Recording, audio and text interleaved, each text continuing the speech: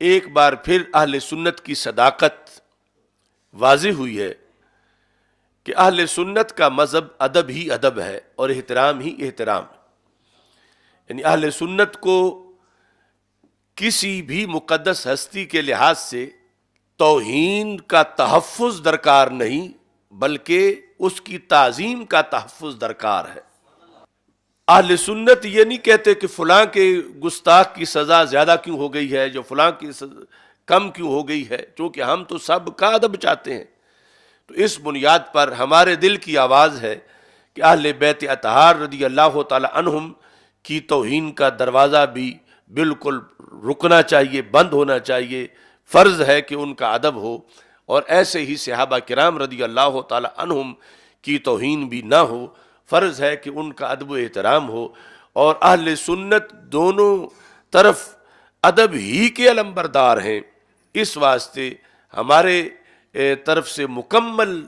یہ مطالبہ کیا جاتا رہا ہے، اور ہمیشہ ہم اس کے علمبردار رہے ہیں، اور آج اس پر اللہ کا شکر ادا کرتے ہیں کہ یہ بل جو ہے وہ منظور ہوا ہے، جس کی وجہ سے ادب و احترام کے تقاضے جو ہیں وہ پورے ہونے میں آسانی نظر آئے گی. لیکن دوسری طرف سے جو روافض ہیں، صحابہ کرام رضی اللہ تعالی عنہم کی توہین کے بارے میں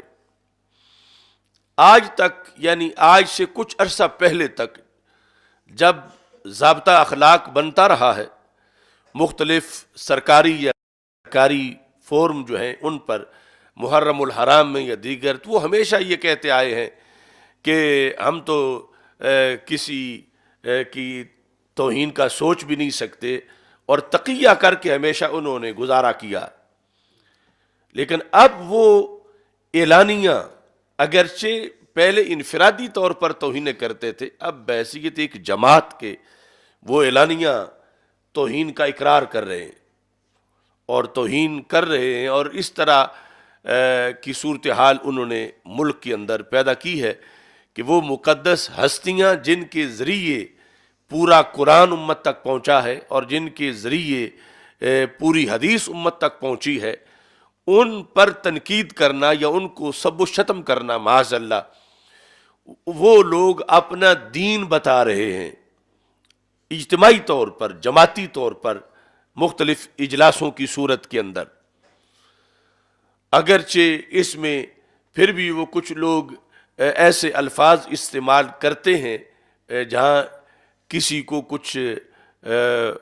فراڈ دے سکیں، لیکن سمجھنے والے سمجھتے ہیں کہ وہ کس سٹیشن سے بول رہے ہیں اور کیا کہہ رہے ہیں. اور دوسری طرف جو ہے وہ اس پہ لگے ہوئے ہیں کہ کیوں توہین سے روکا جا رہا ہے، اور یہ فرقہ واریت ہے، اور پھر یعنی اتنی بک بک کر رہے ہیں کہ کچھ لوگوں کو صحابیت کا جامہ پہنوا کے ہم سے ادب کروانا چاہتے ہیں، ہم سے ادب نہیں ہوتا. یعنی انہیں ابو جال، عتبہ، شیبہ اور ابو لہب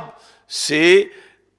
عداوت کا اتنا شوق نہیں جتنا اسلام کی مقدس ہستیوں سے عداوت کا ان کو شوق ہے. یہ ان کی بدبختی اور شقاوت ہے،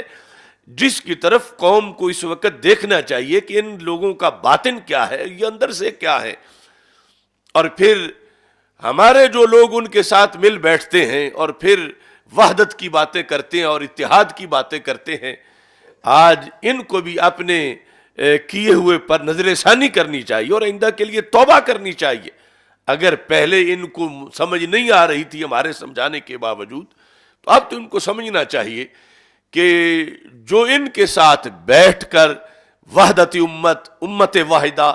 اتحاد امت کی بات کرتے ہیں، اب تو وہ ان کا لحاظ نہیں رکھ رہے کہ ان کا لحاظ رکھتے ہوئے وہ صحابہ کے ادب کی بات جو ہے اس پر شور نہ کم از کم مچاتے، جو آئین بن گیا ہے. وہ تو اپنا سارا دھندا کر رہے ہیں. صحابہ علیہم الرضوان کی تعظیم کی طرف نہیں آ رہے، تو پتہ چلا کہ یہ محض ایک فراڈ ہے جس میں ہمارے لوگ یا تو جان بوجھ کے ان کا اعلی کار بنے ہوئے ہیں،